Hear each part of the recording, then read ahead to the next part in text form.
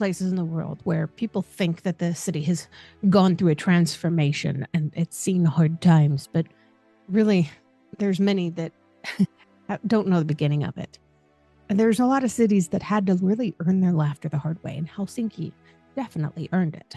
On May 27th of 1950, Linnanmäki Amusement Park opened for the first time on a hill above Finland's capital, and the day carried far more weight than a simple outing with tickets and treats.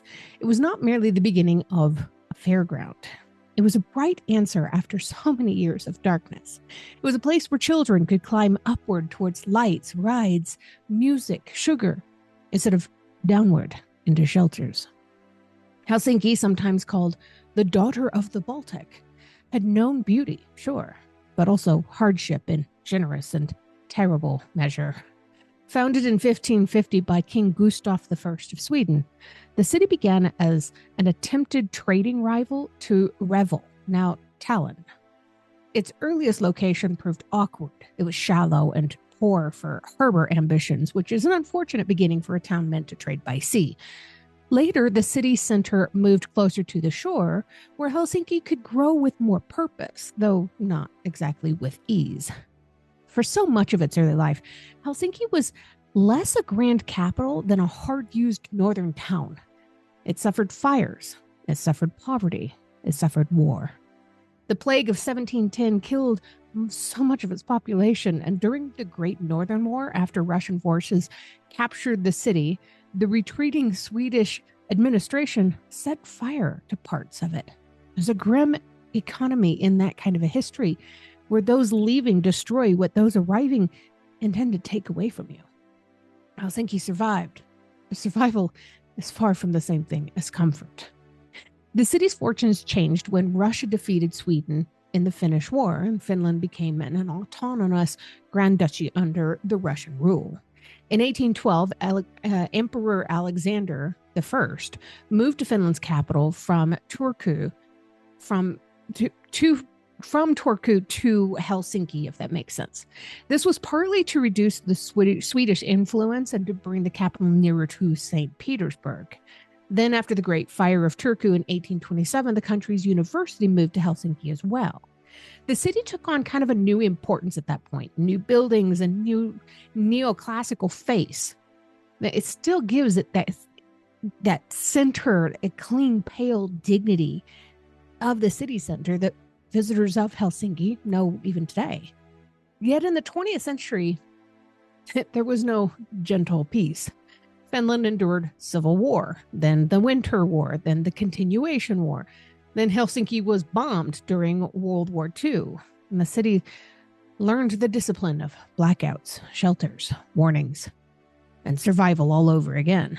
In February of 1944, Soviet raids came in force, and the city's defenders used anti-aircraft fire, radar, decoy fires, searchlights, deception, all to divert bombers from the heart of Helsinki. The effort worked with astonishing success, sure, but the memory of danger doesn't vanish simply because the buildings are still there.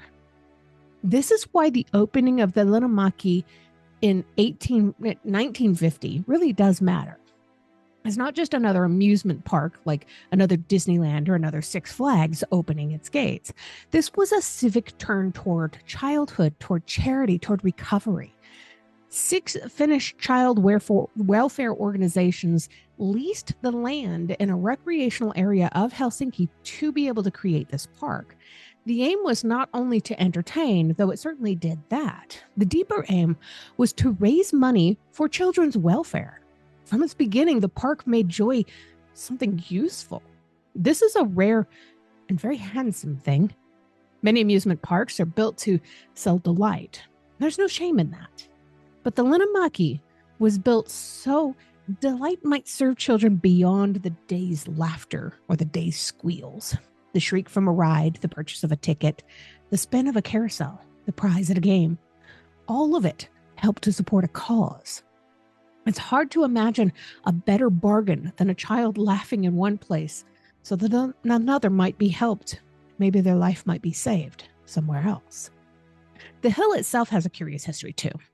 Linnanmäki takes its name from Linnanmäki, which translates to Water Castle Hill, because of the two water towers that were built there. The first one in 1876 and the second one in 1938. Those towers remained a part of the place's character long after their practical use had changed. The older angular tower became tied to maintenance and storage, while the newer, more cylindrical tower eventually housed an indoor roller coaster called Linnanmäki Extra. There's something wonderfully Finnish about this too. A tower no longer serving water is not treated as useless. It's asked to serve astonishment instead. The park grew steadily from its modest beginning. What started with a leased area became an institution. In 1957, the welfare organizations formed the Children's Day Foundation, which still manages the park and raises funds for children's welfare. Over time, Linnanmäki became the oldest and most popular amusement park in Finland. It welcomed generations, gathered rides, restaurants, arcades, performances, theater, and eventually Sea Life, which is the only sea life center in Nordic countries. But if there's one ride that stands out as the old wooden heart of Linnanmäki, it's the old wooden roller coaster that I can't pronounce. I will give it a shot. It is Vuoristorata.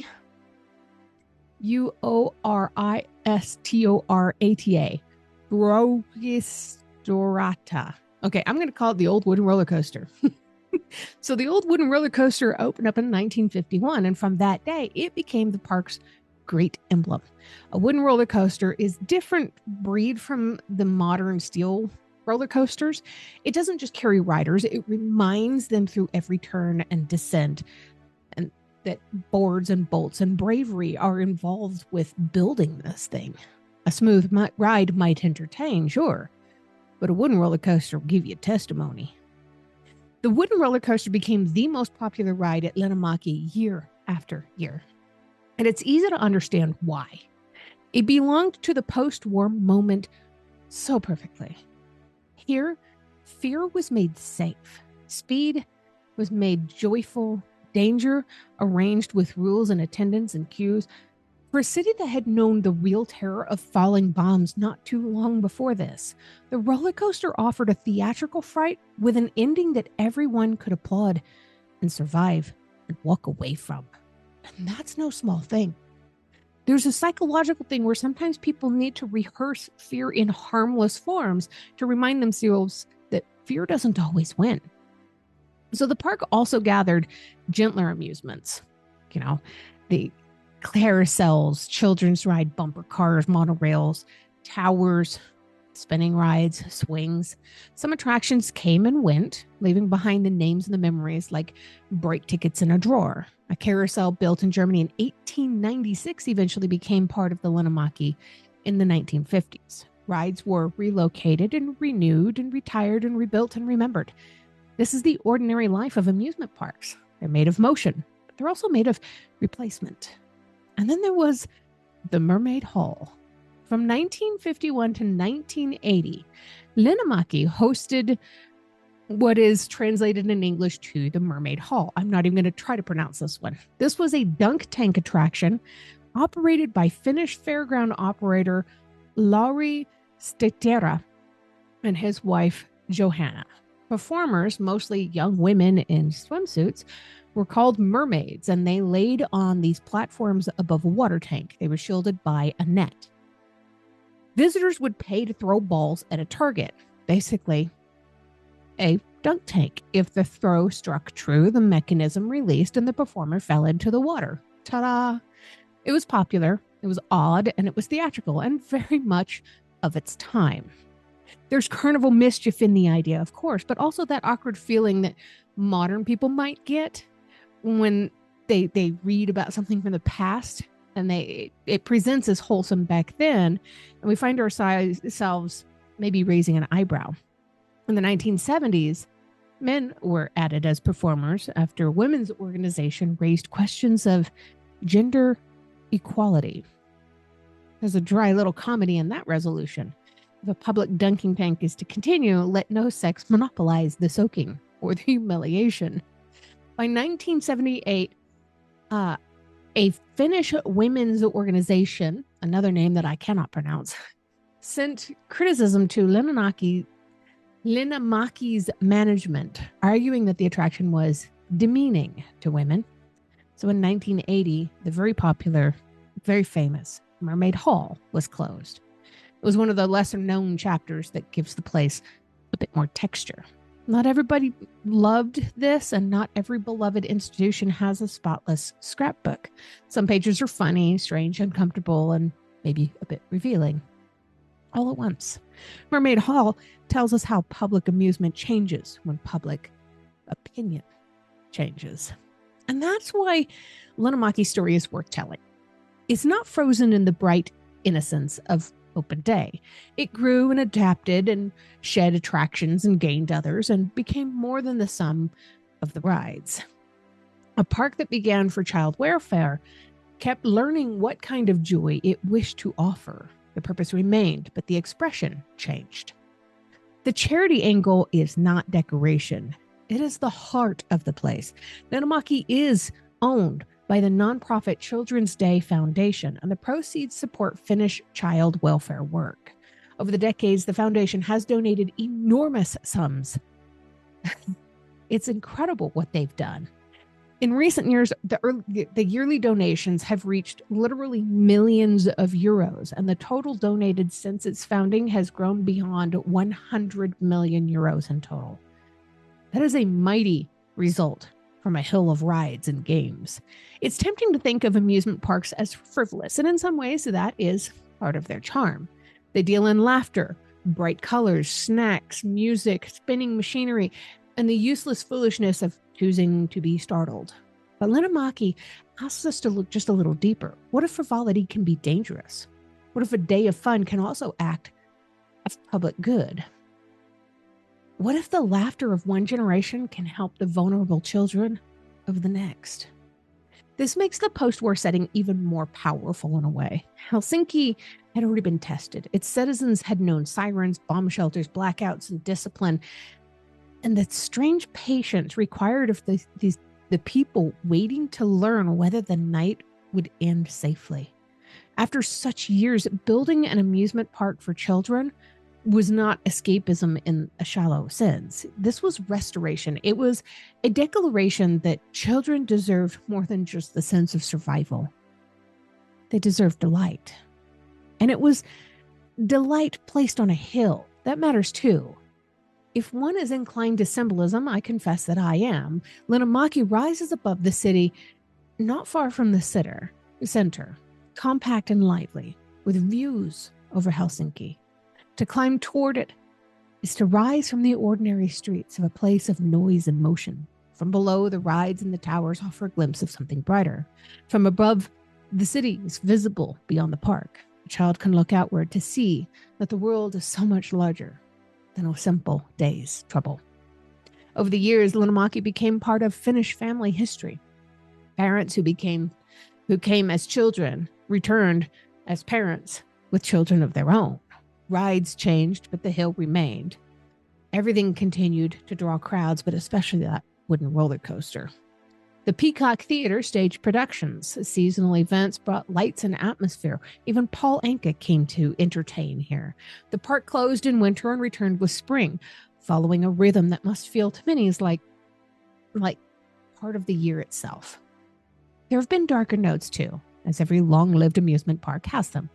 Linnanmäki has had 2 fatalities related to ride accidents, both of them involving the old wooden roller coaster and both linked to rider negligence.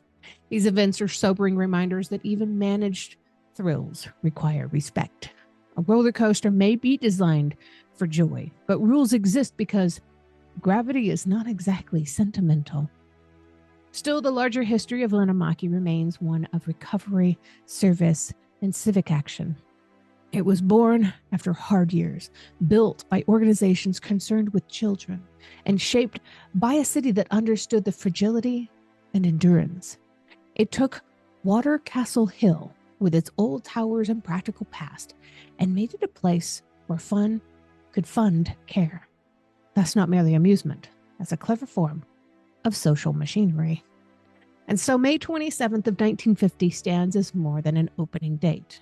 It marks the day Helsinki gave itself a hill of purposeful happiness. The city that had seen fires, plague, occupation, war, bombardment. They made room for music, rides, children's welfare. That's the kind of historical turn that should not be dismissed because it happens beneath bunting instead of banners. Linnanmäki's story reminds us that joy can be a public work. Not every moment is stone. Some are wooden tracks. Some are old water towers with new uses. Some are ticket booths where coins pass from hand to hand and become help for children who may never know exactly the laugh that helped them.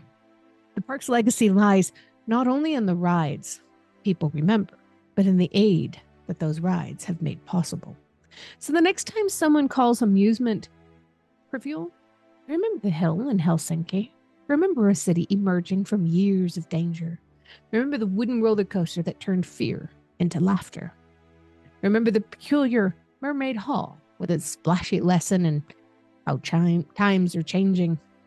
And remember that in Linnanmäki, the business of fun became serious in the best way possible.